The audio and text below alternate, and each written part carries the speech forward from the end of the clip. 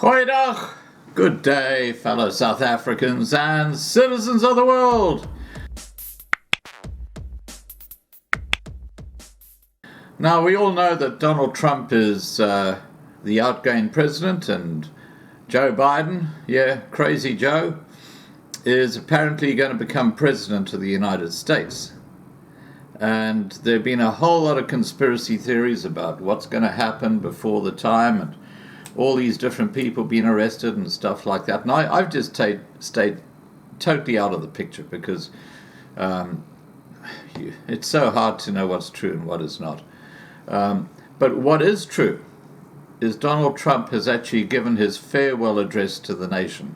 And that happened just a few hours ago. I'm going to attach it here so you can listen to it. And it's a tragedy what's happened. I believe the vote was rigged. I don't know if that's going to come out in the future or what's going to happen.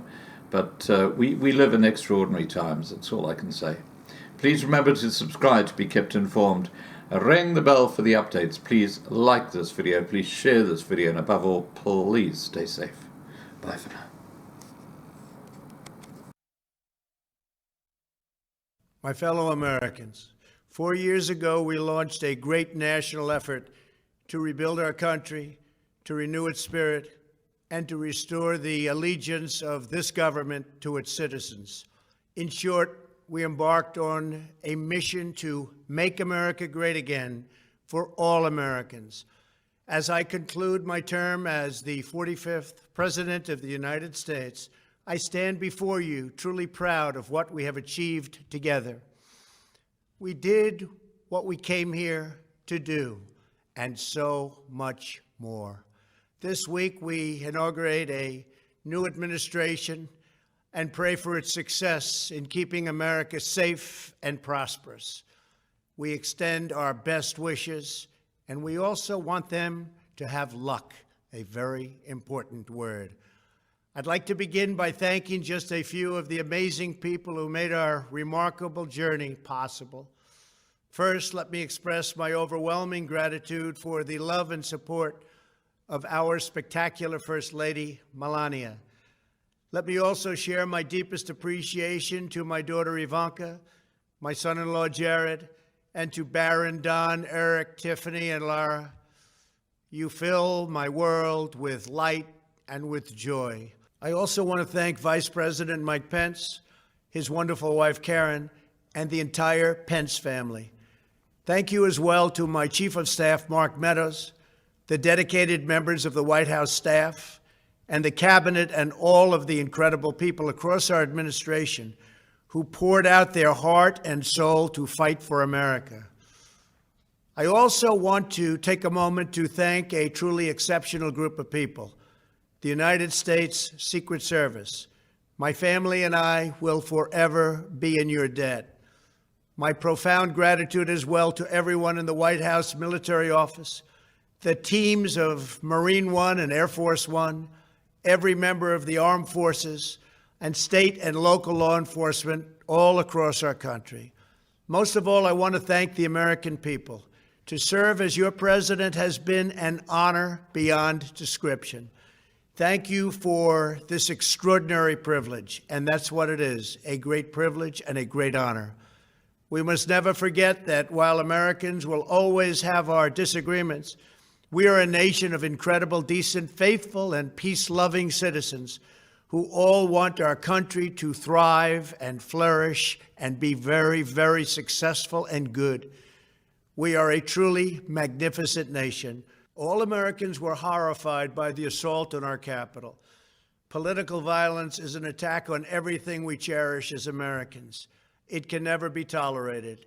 Now more than ever, we must unify around our shared values and rise above the partisan rancor and forge our common destiny.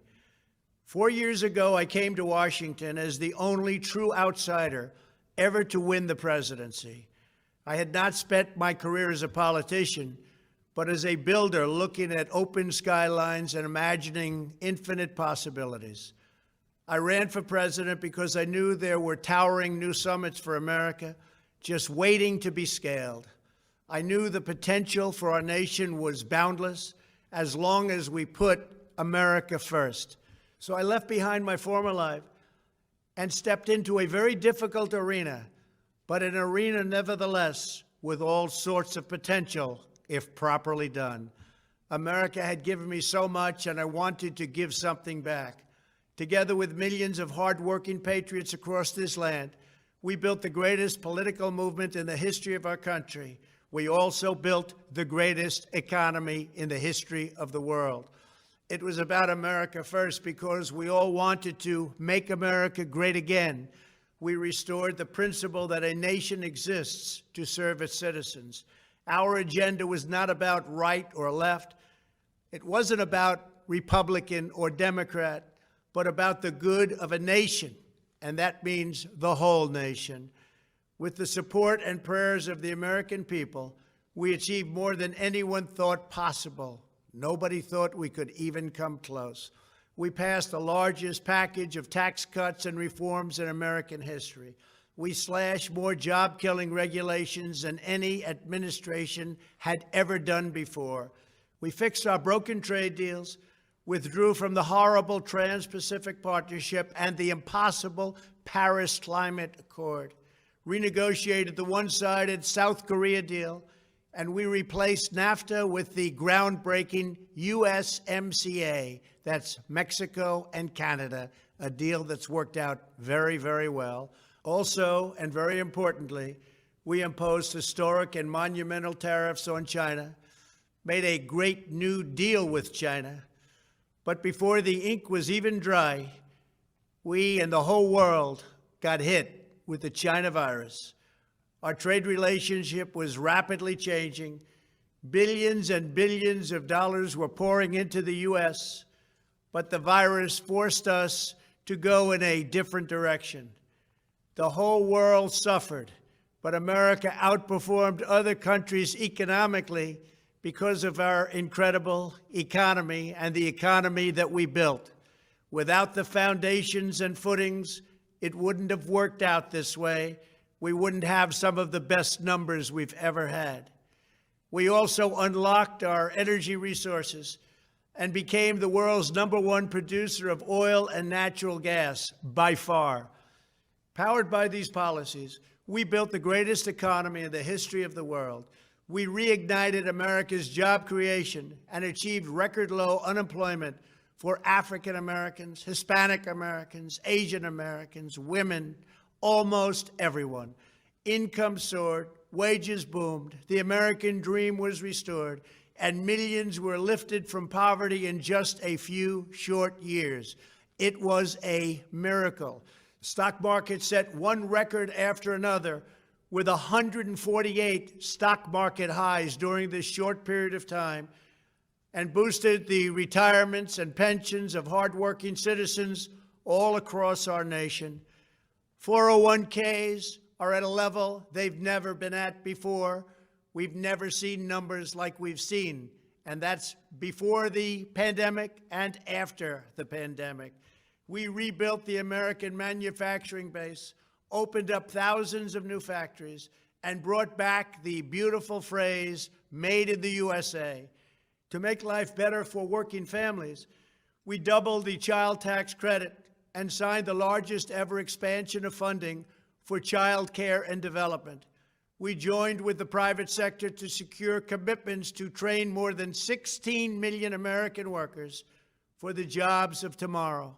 When our nation was hit with the terrible pandemic, we produced not one, but 2 vaccines with record-breaking speed, and more will quickly follow. They said it couldn't be done, but we did it.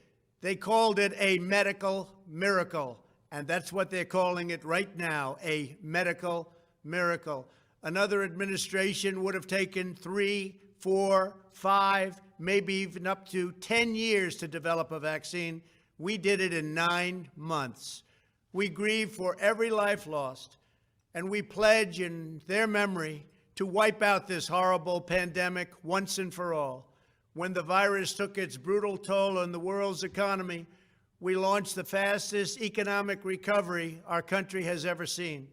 We passed nearly $4 trillion in economic relief, saved or supported over 50 million jobs, and slashed the unemployment rate in half. These are numbers that our country has never seen before. We created choice and transparency in healthcare, stood up to Big Pharma in so many ways, but especially in our effort to get favored nations clauses added, which will give us the lowest prescription drug prices anywhere in the world.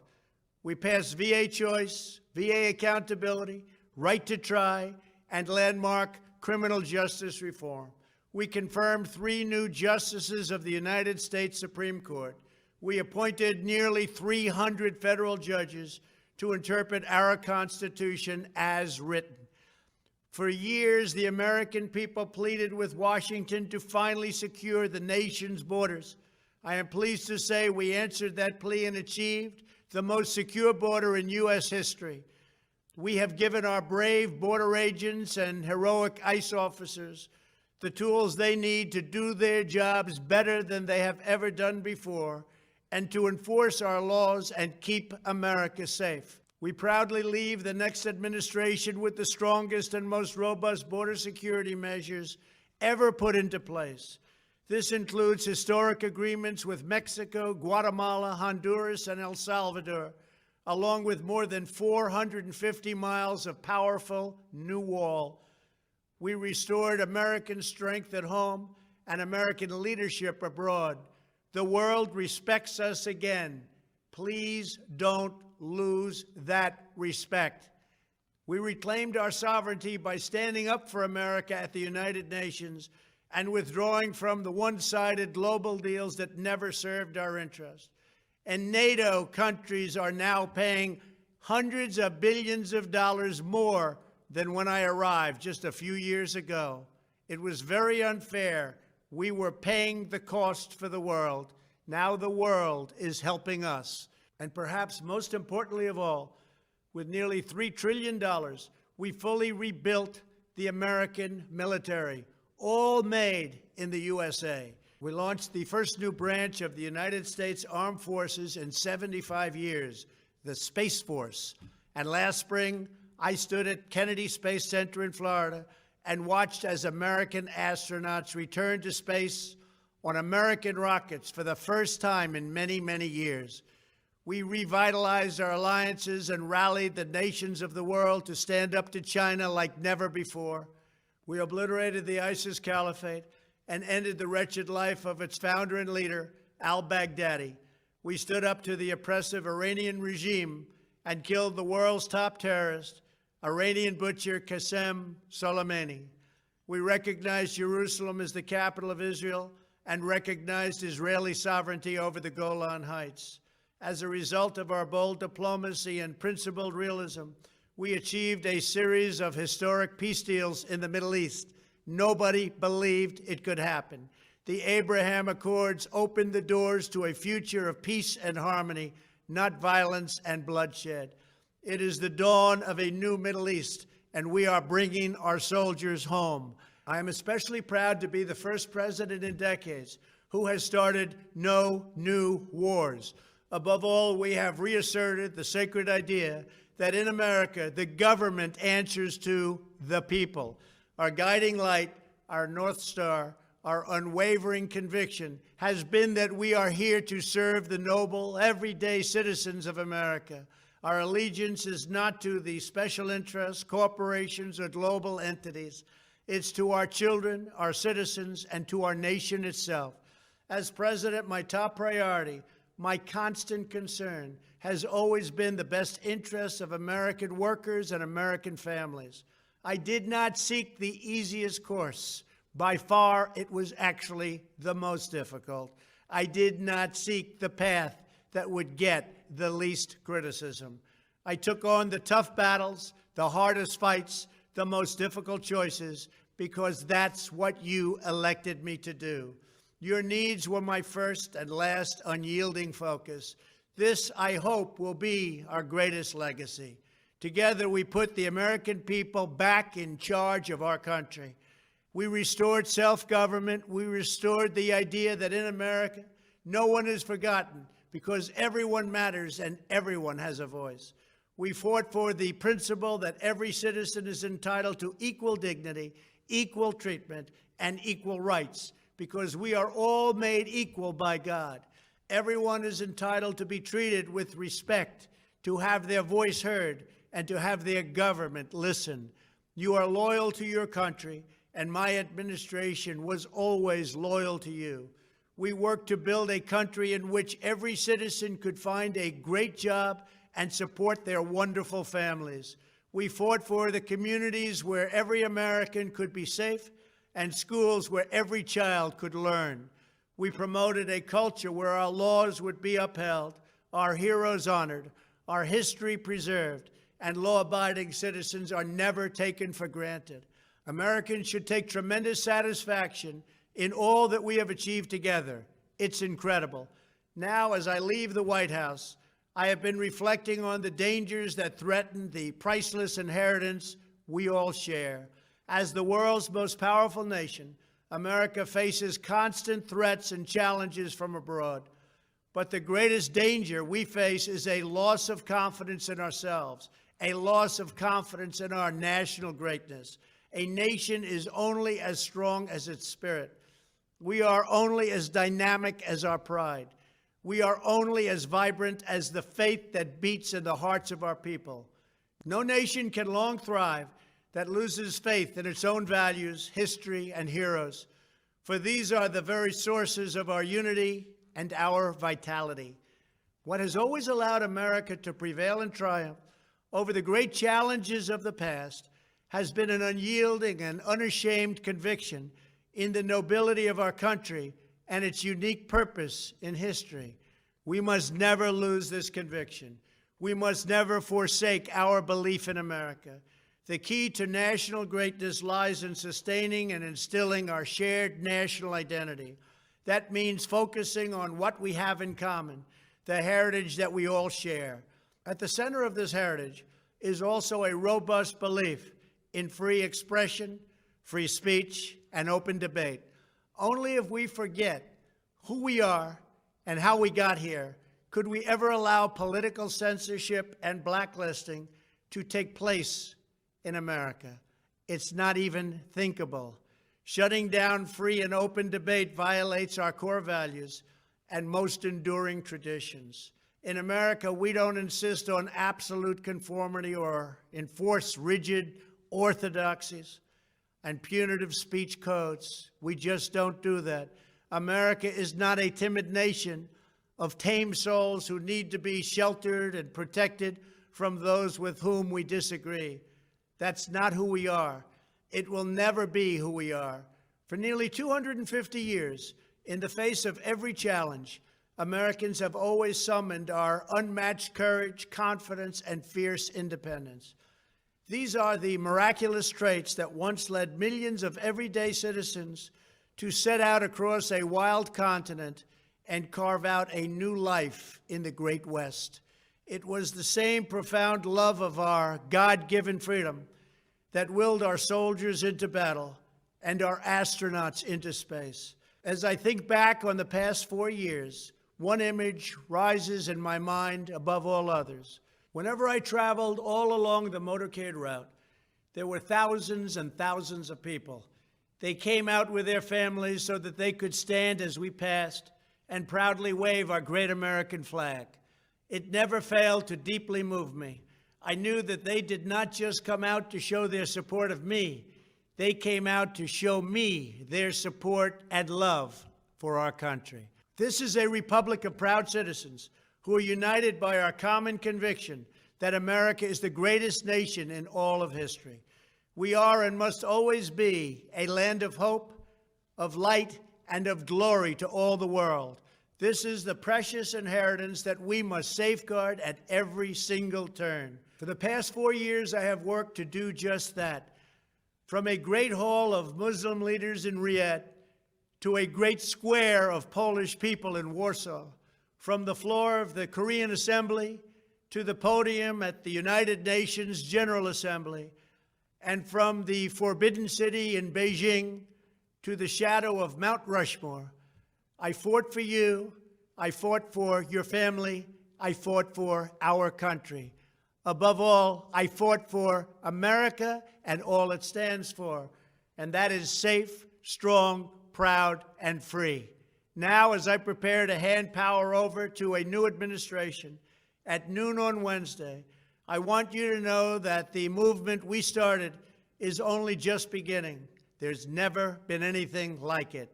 The belief that a nation must serve its citizens will not dwindle, but instead only grow stronger by the day. As long as the American people hold in their hearts deep and devoted love of country, then there is nothing that this nation cannot achieve. Our communities will flourish, our people will be prosperous, our traditions will be cherished, our faith will be strong, and our future will be brighter than ever before. I go from this majestic place with a loyal and joyful heart, an optimistic spirit, and a supreme confidence that for our country and for our children, the best is yet to come. Thank you and farewell. God bless you. God bless the United States of America.